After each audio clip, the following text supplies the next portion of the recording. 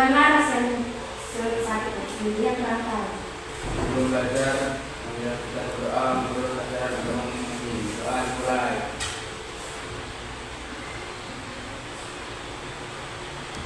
Ya, tepuk semangat.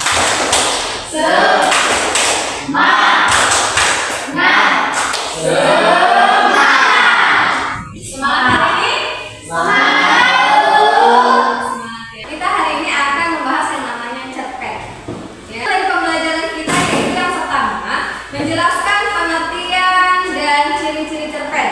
Yang kedua, mengidentifikasi unsur-unsur yang terdapat dalam cerpen, yaitu yang pertama unsur intrinsik dan ekstrinsik. Yang ketiga, menganalisis nilai-nilai kehidupan dalam cerpen. Yang kelima, menyajikan hasil analisis cerpen dalam bentuk tulisan dan presentasi. Nah, baiklah kita akan bahas tentang cerpen. Apa itu cerpen? Cerpen adalah cerita pendek. Sudah pernah baca cerpen? Sudah. Apa yang dibaca? Judulnya? Kucing hitam, Bu. Kucing hitam ya. Itu cerpen yang dibaca. Nah, jadi cerpen. Jadi tahu nggak apa itu pengertian dari cerpen? Apa pengertian dari cerpen? Cerpen adalah karya sastra berbentuk prosa negatif yang menceritakan suatu peristiwa dengan tokoh secara singkat dan padat. Ya, jadi lebih singkatnya sudah benar ya. Jadi lebih singkatnya cerita, yaitu cerpen adalah cerita yang menurut wujud fisiknya berbentuk pendek. Nah, jadi di dalam cerpen yang pertama unsur-unsur dalam cerpen yaitu unsur intrinsik. Yang kedua ada namanya unsur ekstrinsik. Nah, unsur yang pertama, unsur intrinsik, yaitu yang pertama adalah tema. Nah, apa itu tema? Tema adalah gagasan yang menjalin struktur isi cerita. Yang kedua ada namanya tokoh dan penokoh. Apa itu tokoh dan penokoh? Pelaku dalam cerita beserta watak. Iya, jadi kalau tokoh itu adalah pelakunya, penokoh adalah wataknya. Yang ketiga ada namanya sudut pandang. Sudut pandang dibagi menjadi dua, yaitu sudut pandang orang pertama yang biasanya dituliskan dengan kata aku, dan sudut pandang orang ketiga biasanya si pengarang menggunakan nama lain. Ya, baiklah yang keempat ada namanya alur. Alur dibagi menjadi tiga. Nah, alur maju, alur mundur, dan alur campuran. Yang pertama kita bahas alur maju. Apa itu alur maju? Alur maju berarti dia menceritakan jalan ceritanya maju. Kalau mundur berarti jalan ceritanya mundur. Nah, kalau alur campuran apa? Alur campuran berarti di dalam cerpen tersebut ada alur maju dan ada alur mundur ya. Lalu yang kelima ada latar. Latar itu dibagi menjadi tiga. Yang pertama ada namanya latar tempat. Yang kedua ada namanya latar waktu. Yang ketiga ada namanya latar suasana. Nah, yang pertama latar waktu berarti di mana cerpen itu diceritakan. Yang kedua ada namanya latar waktu, kapan cerpen itu diceritakan. Misalnya dalam cerpen itu pagi hari, siang hari ya kan. Lalu ada namanya latar suasana. Jadi suasana yang terdapat dalam cerpen tersebut, misalnya suasana dalam cerpen itu bahagia, sedih, kecewa, rindu, dan yang lain-lain ya. Lalu yang keenam ada gaya bahasa. Yang ketujuh ada namanya amanat. Lalu ada yang kedua yaitu unsur ekstrinsiknya. Nah, itu ekstrinsik. Kalau unsur ekstrinsik adalah unsur yang tidak dapat dalam cerpen. Tapi kalau unsur intrinsik dia dalam cerpen, unsur pembangun cerpennya. Tapi kalau unsur ekstrinsik dia unsur yang di luar. Nah, yang kedua ada unsur ekstrinsik. Yang pertama ada latar belakang dari si penulis, baik dia pendidikannya, siapa si penulis, riwayat hidup si penulis, itu dimasuk dalam unsur ekstrinsik. Yang kedua ada kondisi sosial budayanya. Jadi di mana situasi masyarakat ketika si penulis menulis cerpen, ya, mulai dari norma dan adat, nilai budayanya, kebiasaan sosial dan konflik sosial. Yang ketiga ada nilai-nilai dalam cerpen. Nah, nilai-nilai dalam cerpen ada apa? Yang pertama ada namanya moral, sosial, religius, dan ada budaya. Oke, itu tadi ada unsur-unsur pembangun dalam cerpen. Nah, itu tadi adalah unsur pembangun dalam cerpen, ya.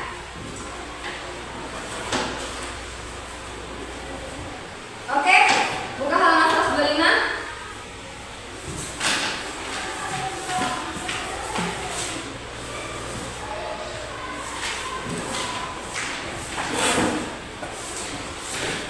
Beginilah struktur dari cerpen. Yang pertama ada pengenalan cerita. Dia di bagian bawah. Lalu setelah pengenalan cerita, maka ada namanya pengungkapan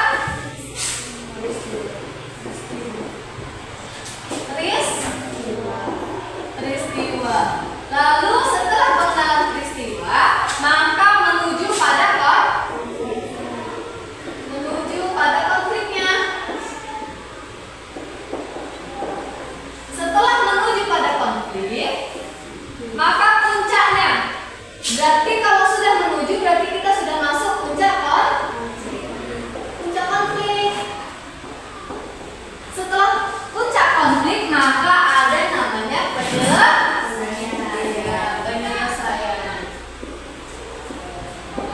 Jadi di dalam cerpen strukturnya ada yang namanya pengenalan cerita. Setelah pengenalan cerita, maka naik ke atas pengungkapan peristiwa. Naik lagi ke atas menuju pada konflik. Lalu naiklah puncak dari konflik cerpen. Setelah ada puncak konflik, maka dia sudah pasti ada namanya penyelesaian.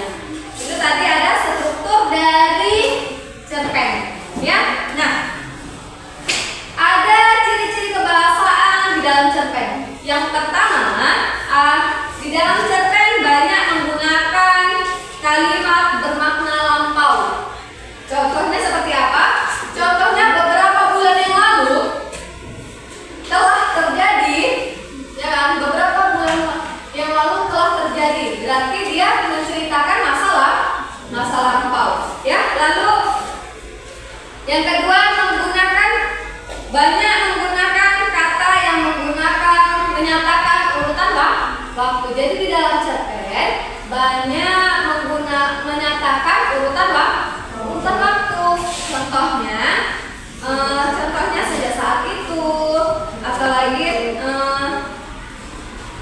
setelah itu disebut dengan menyatakan urutan waktu.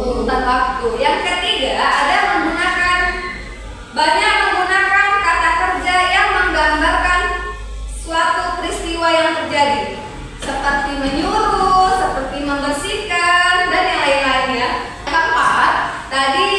Yang keempat, banyak menggunakan kata kerja yang menunjukkan kalimat tidak langsung. Contohnya seperti apa? Dia mengatakan bahwa, nah itu contoh dari kalimat tidak langsung. Lalu yang kelima ada banyak menggunakan kata kerja yang menyatakan sesuatu yang dipikirkan atau yang dirasakan dari si tokoh dalam cerpen. Contohnya seperti merasakan, menginginkan, mengharapkan, dan yang lain-lainnya. Itu tadi unsur kebahasan dalam cerpen. Lalu yang keenam, menggunakan banyak dialog. Nah, kalau dia banyak dialog berarti biasanya kalau dia dialog menggunakan tanda peti, tanda buka peti dan tutup peti.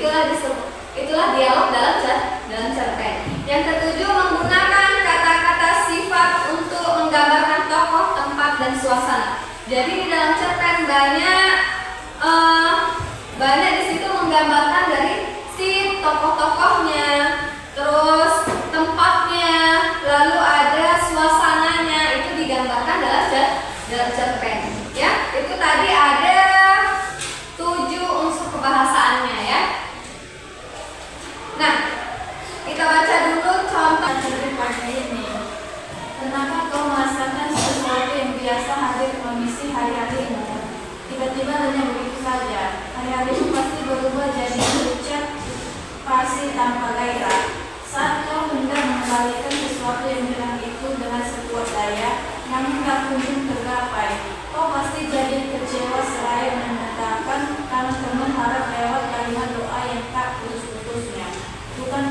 menjadi kehilangan kehangatan karena tak ada helai-helai sinar ultraviolet yang membuat senyumnya begitu ranum selama ini.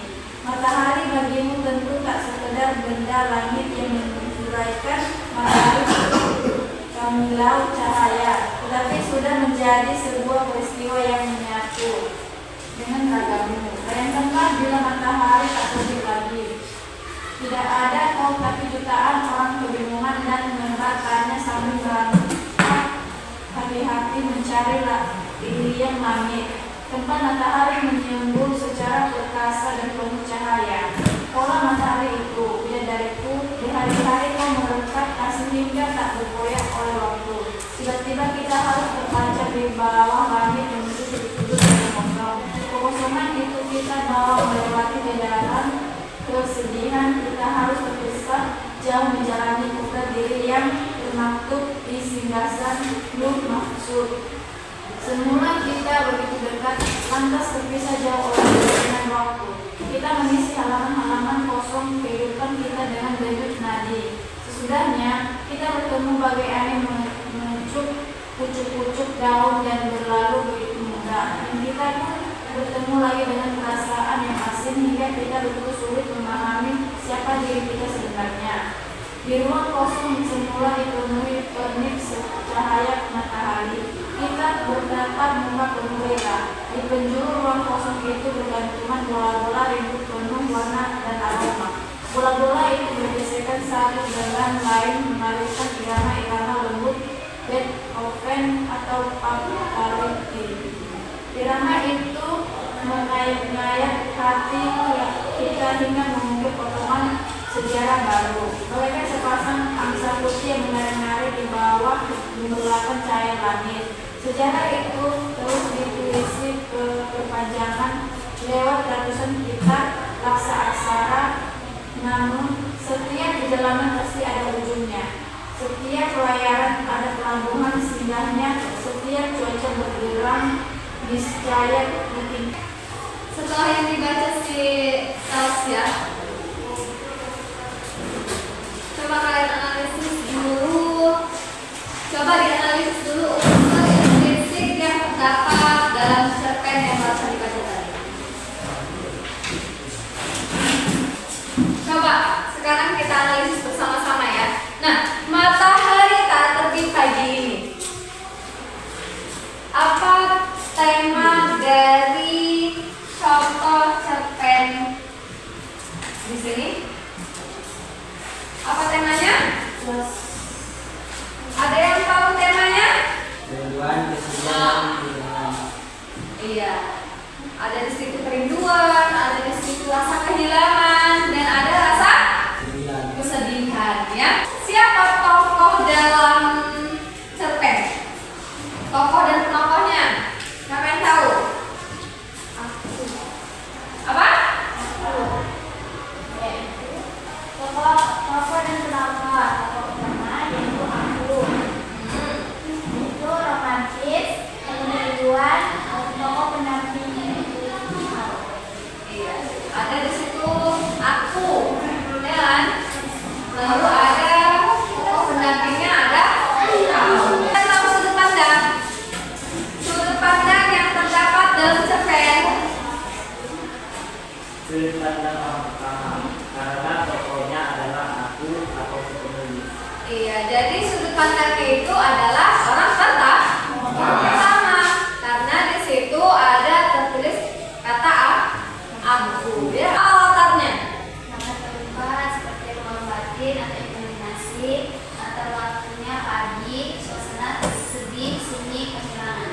Iya, dia kalau di situ ada latar tempatnya, dia imajinasi ya kan, tidak disebutkan di mana dia tempatnya. Lalu yang kedua ada namanya latar waktunya, yaitu pagi hari, karena di situ ada berjudul matahari tak terbit lagi. Lalu ada di situ namanya latar suasana, berarti di situ ada latar suasananya kesedihan, merasa di situ kehilangan, merasa di situ ada kekecewaan, ya kan? Ada rasa kerinduan pada seseorang. Nah, selalu